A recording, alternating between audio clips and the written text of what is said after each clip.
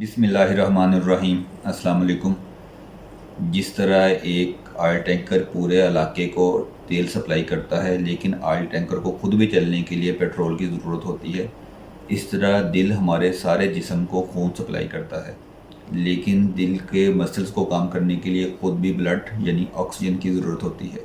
دل کے مسلز کو خون سپلائی کرنے والی آرٹریز کو کارنری آرٹریز کہتے ہیں۔ بعض اوقات دل کو خون سپلائی کرنے والی نالیوں میں پلیک بننا شروع ہو جاتا ہے۔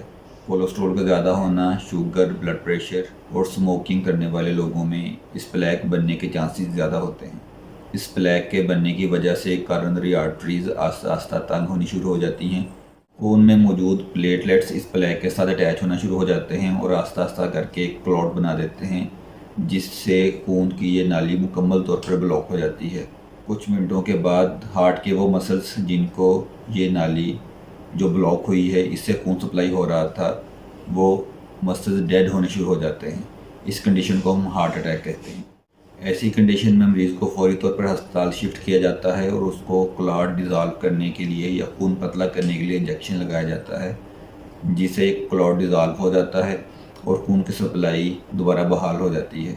بعد میں اینجیوگرافی کی جاتی ہے اور جو نالی بلاک ہوئی ہوتی ہے اس کے اندر اسٹینٹ ڈال کر اس کو مکمل طور پر کھول دیا جاتا ہے۔ ہارٹ میں اسٹینٹ ڈالنے کے عمل کو اینجیوپلاسٹی کہتے ہیں۔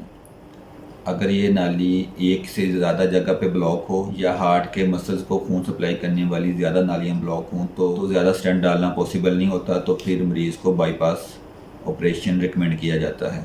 ایک دفعہ ہارٹ اٹیک ہو جائے تو خون کو پتلا کرنے والی میڈیسن اور کولیسٹرول کنٹرول کرنے والی میڈیسن تقریباً ساری عمر کھانی پڑتی ہے۔